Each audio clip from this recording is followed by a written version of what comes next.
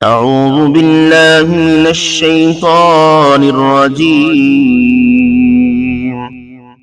بسم الله الرحمن الرحيم. ألهاكم التكاثر حتى زرتم المقابر كلا سوف تعلمون ثم كلا سوف تعلمون كلا لو تعلمون علم اليقين لترون الجحيم ثم لترونها عين اليقين ثم لتسألن يومئذ عن النعيم. صدق اللہ العظیم. موضوع سامعین الکرام، ون اسلامک ٹی چینل پر آج سے انشاءاللہ تعالی چھوٹی چھوٹی سورۃ طیبات کا ترجمہ و تفسیر انشاءاللہ تعالی پیش کیا جائے گا. آج اس سورت کا ہم ترجمہ تفسیر سنیں گے. اس کا نام سورۃ التکاثر ہے. اللہ تعالی ارشاد فرماتا ہے، الہاکم التکاثر حتی زرتم المقابر. زیادہ مال جمع کرنے کی طلب نے تمہیں غافل کر دیا یہاں تک کہ تم نے قبروں کا منہ دیکھ لیا. الہاکم التکاثر، زیادہ مال جمع کرنے کی طلب نے تمہیں غافل کر دیا. ارشاد فرمایا کہ زیادہ مال جمع کرنے کی طلب نے اور اپنے مال اور اولاد پر فخر کرنے نے تمہیں اللہ کی عبادت سے غافل کر دیا. اس آیت سے معلوم ہوا کثرت مال کی حرص اور اس پر اور اولاد پر فخر کا اظہار کرنا مذموم ہے، اور اس میں مبتلا ہو کر آدمی اخروی سعادتوں سے محروم رہ جاتا ہے. اللہ تعالیٰ ارشاد فرماتا ہے، اعلموا انما الحیات الدنیا لعب ولہو وزینۃ وتفاخر بینکم وتکاثر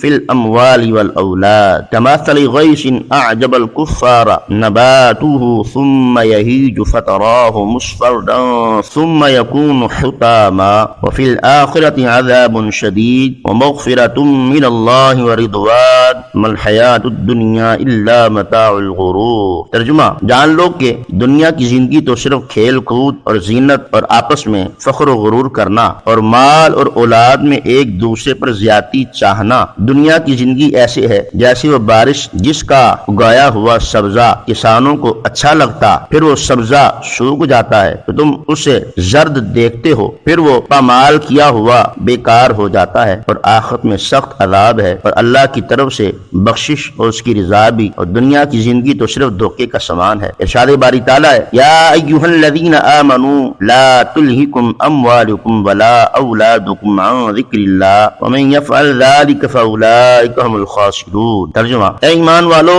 تمہارے مال اور تمہاری اولاد تمہیں اللہ کے ذکر سے غافل نہ کریں، جو ایسا کرے وہی لوگ نقصان اٹھانے والے ہیں. ارشاد باری تعالیٰ ہے، یا ایھا الذین آمنوا ان من ازواجکم واولادکم عدوا لکم فاحذروہم وان تعفوا وتدفعوا وتغفروا فان اللہ غفور رحیم انما اموالکم واولادکم فتنہ واللہ عنده اجر عظیم فاتقوا اللہ ما استطعتم واسمعوا واطیعوا وانفقوا خیر لانفسکم ومن یوق شح نفسہ فاولئک هم المفلحون. ترجمہ، اے ایمان والو، بے شک تمہاری بیویاں تمہاری اولاد میں سے کچھ تمہارے دشمن ہیں تو ان سے احتیاط رکھو. اگر تم معاف کرو اور درگزر کرو اور بخش دو تو بے شک اللہ بڑا بخشنے والا بہت مہربان ہے. تمہارے مال تمہاری اولاد ایک آزمائش ہے، اللہ کے پاس بہت بڑا ثواب ہے. اللہ سے ڈرو، جہاں تک تم سے ہو سکے سنو اور حکم مانو اور راہ خدا میں خرچ کرو، یہ تمہاری جانوں کے لیے بہتر ہوگا.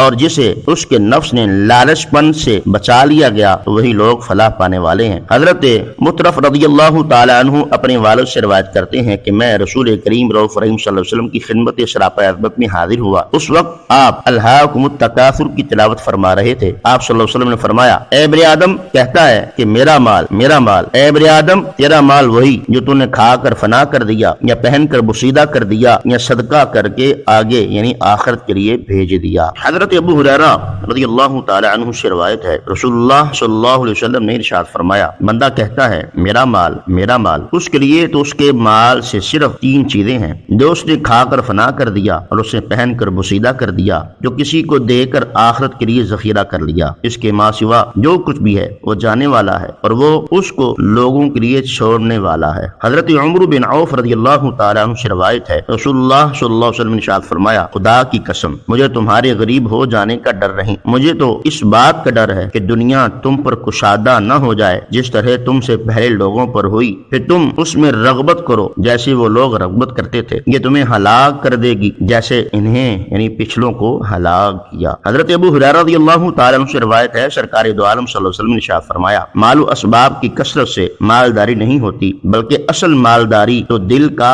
غنی ہونا ہے۔ خدا کی قسم مجھے تمہارے بارے میں محتاجی کا خوف نہیں ہے، لیکن مجھے تمہارے بارے میں اس بات کا خوف ہے کہ تم کثرت مال کی ہوس میں مبتلا ہو جاؤ گے۔ حضرت کعب بن مالک رضی اللہ تعالی عنہما سے روایت ہے، حضور اقدس صلی اللہ علیہ وسلم نے ارشاد فرمایا، 2 بھوکے بھیڑیے جو بکریوں میں چھوڑ دیے جائیں تو ان بکریوں کو اس سے زیادہ خراب نہیں کرتے جتنا مال اور عزت کی حرص انسان کے دین کو خراب کر دیتی ہے۔ اللہ تعالیٰ سب مسلمانوں کو مال کی حرص اور ہوس سے محفوظ فرمائے، آمین۔ حتی زرتم المقابر، یہاں تک کہ تم نے قبروں کا منہ دیکھ لیا، یعنی کثرت مال کی حرص اور تمہارے دل میں رہی جہاں تک کہ تمہیں موت آ گئی وہ تم قبروں میں دفن ہو گئے۔ یاد رہے، جس مال کے زیادہ ہونے کی حرص کی جاتی ہے اور جس اولاد پر فخر و غرور کا اظہار کیا جاتا ہے، ان کی حقیقت یہ ہے کہ یہ اس وقت تک انسان کے ساتھ رہتے ہیں جب تک اس کے جسم میں روح باقی ہے، اور جیسے ہی روح اس کے تن سے جدا ہوتی ہے تو اسے قبر میں دفن کر دیا جاتا ہے، تو وہ مال اور اولاد اس کا ساتھ چھوڑ دیتے ہیں اور قبر میں اس کے ساتھ صرف اس کا عمل جاتا ہے۔ لہذا عقلمند انسان کو چاہیے وہ مال زیادہ ہونے کی حرص کرنے اور اپنی اولاد پر فخر و غرور کرنے کے بجائے نیک اعمال زیادہ کرے تاکہ قبر میں اس کے بہترین ساتھی ہوں۔ حضرت انس بن مالک رضی اللہ تعالیٰ عنہ سے روایت ہے، حضور اقدس صلی اللہ علیہ وسلم نے ارشاد فرمایا، میت کے ساتھ 3 چیزیں جاتی ہیں، ان میں سے 2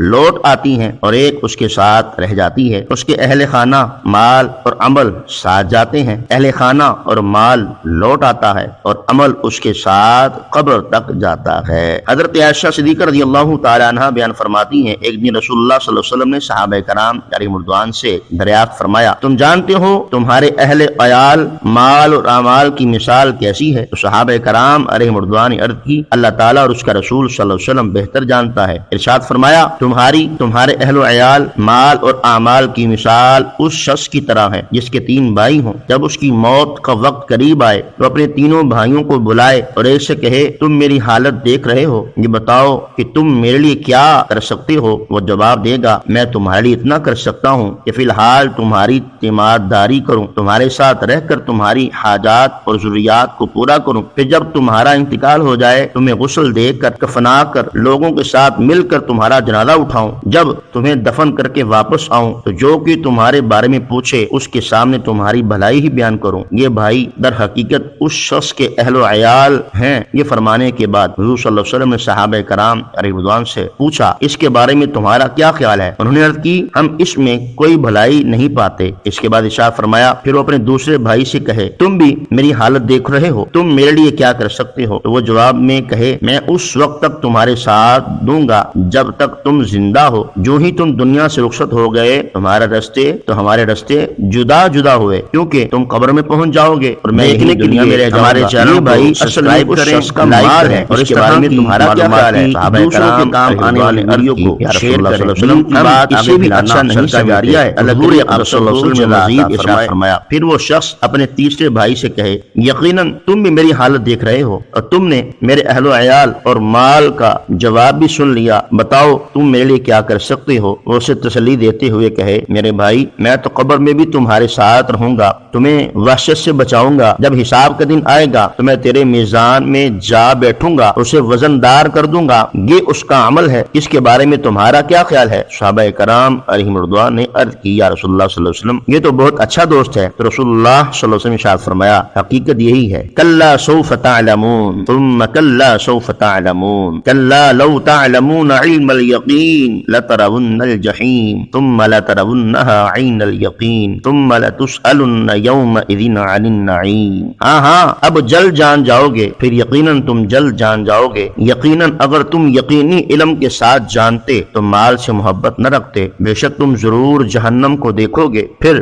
بے شک تم ضرور اسے یقین کی آنکھوں سے دیکھو گے، پھر بے شک ضرور اس دن تم سے نعمتوں کے متعلق پوچھا جائے گا، کلا سوف تعلمون، ہاں اب جلد جان جاؤ گے۔ اس آیت اور اس کے بعد والی 5 آیات کا خلاصہ یہ ہے، اے لوگو ہاں اب نزاع کے وقت کثرت مال کی حرص اور اولاد پر فخر و غرور کرنے کے برے نتیجے کو جلد جان جاؤ گے، پھر یقیناً تم قبروں میں جلدی جان جاؤ گے، یقیناً اگر تم مال کی حرص کا انجام یقینی علم کے ساتھ جانتے تو مال کی حرص میں مبتلا ہو کر آخرت سے غافل نہ ہوتے، بے شک تم مرنے کے بعد ضرور جہنم کو دیکھو گے، پھر بے شک تم ضرور اسے یقینی آنکھ کے ساتھ دیکھو گے، پھر بے شک ضرور قیامت کے دن تم سے ان نعمتوں کے بارے میں پوچھا جائے گا جو اللہ تعالیٰ نے تمہیں عطا فرمائی تھی، جیسے صحت، فراغت، امن، عیش اور مال وغیرہ، جن سے تم نے دنیا میں لذتیں اٹھاتے تھے، اور ان کے بارے میں پوچھا جائے گا یہ چیزیں اس کام میں خرچ کی، ان کا کیا شکریہ ادا کیا، اور ان نعمتوں کا شکر ترک کرنے پر انہیں عذاب دیا جائے گا۔ اس سورت کی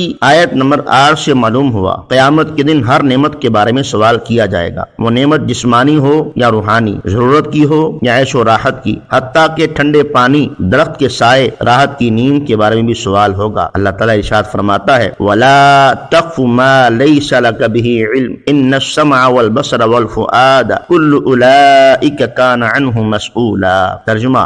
اور اس بات کے پیچھے نہ پڑ جس کا تجھے علم نہیں، بے شک کان اور آنکھ اور دل ان سب کے بارے میں سوال کیا جائے گا۔ حضرت ابو ہریرہ رضی اللہ تعالی عنہ بیان فرماتے ہیں جب یہ آیت ثم لتسألن یومئذ عن النعیم نازل ہوئی تو صحابہ کرام علیہم رضوان نے عرض کی یا رسول اللہ صلی اللہ علیہ وسلم ہم سے اس نعمت کے بارے میں پوچھا جائے گا، حالانکہ ہمارے پاس تو صرف یہی 2 سیاہ چیزیں یعنی کھجور اور پانی ہے، دشمن حاضر ہے اور تلواریں ہمارے کاندھوں پر ہیں۔ ارشاد فرمایا ان قریب ایسا ہی ہوگا۔ حضرت ابو ہریرہ رضی اللہ تعالی عنہ سے روایت ہے رسول اللہ صلی اللہ علیہ وسلم نے ارشاد فرمایا قیامت کے دن بندے سے سب سے پہلے نعمتوں کے بارے میں سوال ہوگا، اس سے پوچھا جائے گا کیا ہم نے تمہیں جسمانی صحت نہ دی اور ٹھنڈا پانی پینے کے لیے نہ دیا؟ حضرت عبداللہ بن مسعود رضی اللہ تعالی عنہ سے روایت ہے نبی اکرم صلی اللہ علیہ وسلم نے ارشاد فرمایا قیامت کے دن انسان کے قدم نہ ہٹیں گے کہ اس سے 5 چیزوں کے بارے میں سوال کیا جائے۔ نمبر 1 اس کی عمر کے بارے میں کہ کس چیزوں میں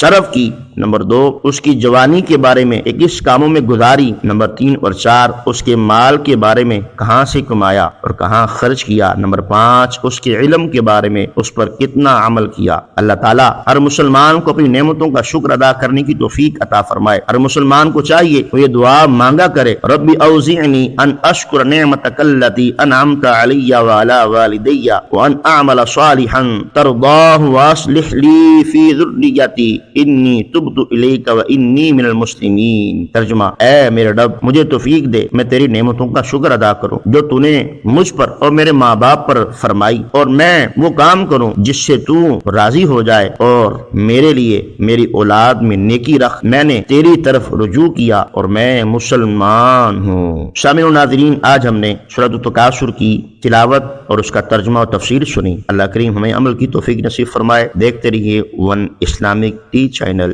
جزاکم اللہ خیرہ۔